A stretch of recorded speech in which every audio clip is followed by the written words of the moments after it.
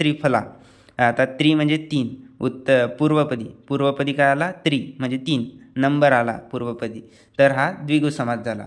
तर त्रिफला. आता याचा विग्रह कसा करायचा, तर त्रयाणाम फलानाम समाहार असंच करायचं सगळ्याचं, त्रयाणाम फलानाम समाहार. दुसरं बघू, पंचकर्म. पूर्वपदी पंच म्हणजे 5 नंबर आला आणि कर्म, तर मग पंचानाम कर्माणाम समाहार, पंचानाम कर्माणाम समाहार. आता द्विगुण. पूर्वपदी 2, द्वि म्हणजे 2 नंबर आला, द्विगुण. द्वितीयानाम गुणानाम समाहार असंच करायचं सगळ्याचं, द्वितीयानाम पंचानाम त्रयाणाम फलानाम समाहार. समाहार कॉमन आहे सगळ्याला लावायचं आणि ही त्रयाणाम पंचानाम द्वितीयानाम असं करून टाकायचं. हा झाला आता द्विगु समास. द्विगु समास सोपीच आहे. नय्य समास त्यापेक्षा सोपी आहे. नय्य समास म्हणजे काय आहे, न टर्न्स इंटू अ ऑर अन. म्हणजे तुम्हाला जर सामासिक पद दिला आणि त्याच्यात अ किंवा अन दिसलं तर समजून जायचं नय्य समास आहे. आणि त्याच्यात करायसाठी म्हणजे काय आहे, 2 प्रकार आहेत, 2 प्रकारे करू शकता. आता अपुत्र, आला म्हणजे नय्य समास, तर मग अपुत्रचं असं पण लिहू शकता तुम्ही, अविद्यमान पुत्र यस्य सह. पण हे डिफिकल्ट आहे, तर तुम्ही सोपी पद्धत ही पण लिहू शकता की अपुत्र आहे तर याच्या पुढे डायरेक्ट लिहून टाकायचं न पुत्र, न अच्या जागी न करून टाकायचा. अ किंवा अन आलं तर नय्य समास करायचा आणि अ किंवा अन याच्या जागी डायरेक्ट न लिहून टाकायचा. आता इथं बघा, अवैद्य आहे तर अच्या जागी न केला, न वैद्य. अभेषज आहे तर न भेषज. ही सोपी पद्धत आहे, हेच केली तर मार्क भेटून जातात पुरेपूर. आता कर्मधारय समास. आता कर्मधारय समासमध्ये काय असते की विशेषण विशेष्य असते. म्हणजे एकाचं काहीतरी विशिष्ट कार्य विशेषण सांगणारं असलं तर विशेषण सांगणारं, एकाच शब्दात एखादा व्यक्ती आणि त्याचं विशेषण सांगणारं असलं तर त्याला कर्मधारय समास म्हणायचं. उदाहरणासाठी बघू आपण, दीर्घ वृक्ष. आता वृक्ष दीर्घ आहे, हे याचं विशेषण आलं ना दीर्घ, मग हा कर्मधारय समास ओळखायचा आणि त्याचं काय करता याचं दीर्घा वृक्षा, दोन्हीची समान विभक्ती करून टाकायचं.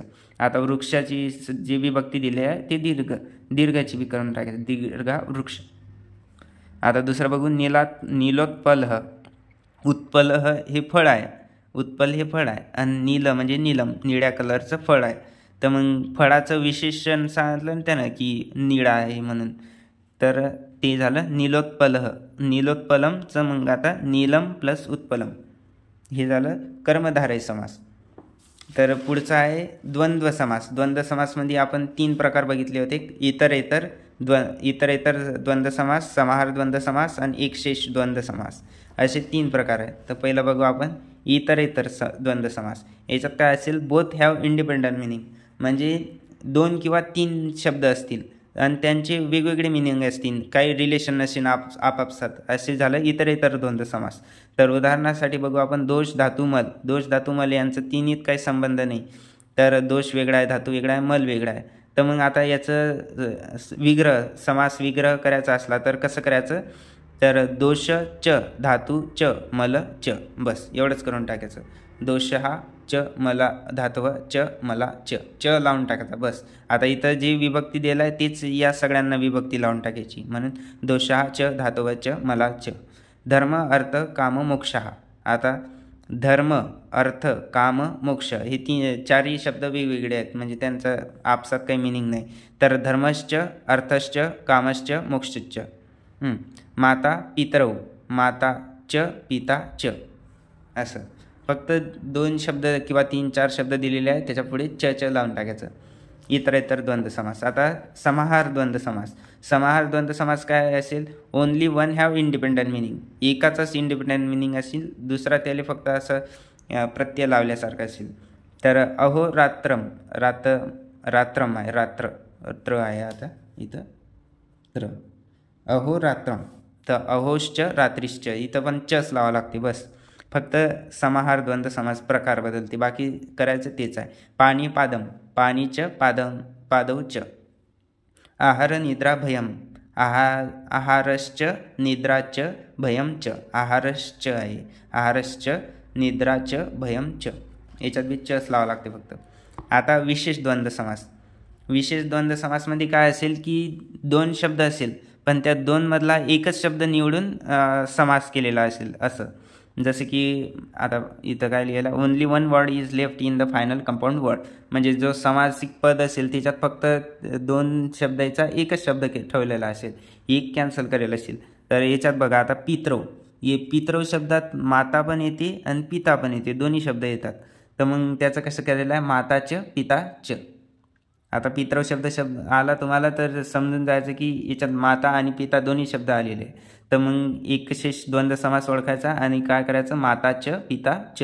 आता भ्राता म्हणजे भाऊ, आणि याच्यात भ्रातरव झालं म्हणजे याच्यात भाऊ बहीण दोन्ही शब्द आलेले आहे. तर मग भगिनीच भ्राताच. मग हरिहरव, हरिच हरव हरच. शिवकेशव, शिवच केशवच. आता याच्यात दोन्ही शब्द आलेले आहे, याच्यात पण दोन्ही शब्द आले, पण याच्यात एकच शब्द आला. तर हे हरिहरववाला त्याच्यावरून समजून जायचं एकशेष द्वंद्व समास आहे.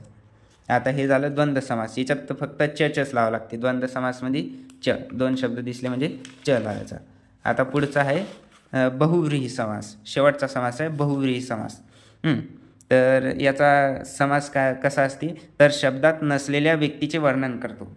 म्हणजे एक शब्द आहे जो समासासाठी शब्द आहे, त्याच्यात तो शब्द नाही पण त्याचं वर्णन केलेलं आहे, एखादा व्यक्ती आहे त्याचं वर्णन केलेलं आहे, तर त्याला म्हणतात बहुव्रीही समास. आता उदाहरणावरून समजेन तुम्हाला. लंबोदर, लंबोदरचा अर्थ काय होते की ज्याचे उदर लंब आहे, उदर म्हणजे पोट ज्याचं लंब आहे असा. तर असा कोण आहे, हा शब्द वापरलेला आहे श्री गणेशांसाठी, गणेशजीसाठी वापरलेला आहे लंबोदर, म्हणजे ज्यांचं पोट लंब आहे. तर मग हे आता गणेशजीचं वर्णन आलं, पण शब्दात कुठे गणेश दिसते का, नाही. तर मग त्यांचं वर्णन आलं म्हणजे लंबोदर, म्हणजे हे बहुव्रीही समास झाला. दुसरं एक्झाम्पल बघू, दशानन. दशानन कोणाला म्हटलेलं आहे, म्हणजे ज्याचे 10 सर आहेत, म्हणजे डोके आहेत, ज्याचे 10 डोके आहेत त्याला दशानन म्हणलेलं आहे. असं कोणाला म्हटलं, रावणाला. आता इथं रावणाचं वर्णन आलं पण रावण शब्द नाही आला, म्हणून दुसऱ्या व्यक्तीचं जो वर्णन करते त्याला बहुव्रीही समास म्हणतात. आता याच्यात करायचं काय आहे, तर तो शब्द जर पुलिंगी किंवा नपुसलिंगी असला तर त्या शब्दाच्या पुढे फक्त यस्य स लावून टाकायचं, किंवा स्त्रीलिंगी असला तर यस्य सहा लिहून टाकायचं. आता लंबोदर हा गणेशजीचा आहे म्हणजे पुरुषलिंगी आहे, तर असं करायचं. याचं लंबो उदर आहे ना, तर मग लंब जसा तसा लिहून टाकायचा लंब, आणि उदराचं उदराणी करायचं यस्य स. दशानन म्हणजे आनंद, दश म्हणजे 10, आनंद म्हणजे मुंडकी, ज्याला 10 मुंडकी आहेत. तर दश शब्द जसा तसा लिहून टाकायचा, आननानी करायचं फक्त, आननानी यस्य सह, यस्य सह लिहून टाकायचं. आता नीलकंठ बघा, नीलकंठ म्हणजे ज्याचा कंठ निळा आहे. तर कंठ निळा कोणाचा आहे, महादेवजीचा. तर मग त्यांचं वर्णन आलेलं आहे नीलकंठ. तर मग याचं काय करायचं, नीलकंठ यस्य सह असं करून टाकायचं. फक्त यस्य सह लावायचं विसरू नका, यस्य सह लावायचं. बहुव्रीही समास आहे समजलं की त्याचं यस्य सह. तर याची काही उदाहरण सॉल्व करून बघा आणि पेपर होईपर्यंत उदाहरण सॉल्व करत राहा. तुम्ही तुमच्याजवळ जे काही पुस्तक असेल आणि तुम्ही त्यातलेच उदाहरण सॉल्व करत राहाल तर त्यातलेच उदाहरण म्हणजे जितके जास्त सॉल्व करसाल तर पेपरात त्या उदाहरणापैकीच उत्तर येऊन, म्हणजे त्या उदाहरणापैकीच एखादं येऊन जाईल पेपरात. तर मग तुम्हाला सोडवायचं पण काम नाही पडणार, उत्तर आधीच माहीत असेल तसं लिहून टाकायचं बस. म्हणून उदाहरण सोडून बघा. मला जर भेटली तर मी तुम्हाला PDF टाकून देतो. टेलिग्रामवर तुम्ही जॉईन होऊन जा. टेलिग्राम चॅनलची लिंक टाकतो डिस्क्रिप्शनमध्ये, त्याला जॉईन होऊन जा. मी तिथं याच्या नोट्स आणि जे उदाहरण आहेत ते उदाहरण टाकून देतो, ते तुम्ही सॉल्व करा, त्यापैकीच एखादं येऊन जाईल. तर हे झालं समास प्रकरण, एवढंच. बाकी काही समजलं नाही तर इंस्टाग्रामवर मला आयुर्नोवा नावाचं पेज आहे, त्या पेजवर तुम्ही डाऊट विचारू शकता. मी त्याचं उत्तर तुम्हाला लवकरात लवकर पाठवून देईल. तर धन्यवाद.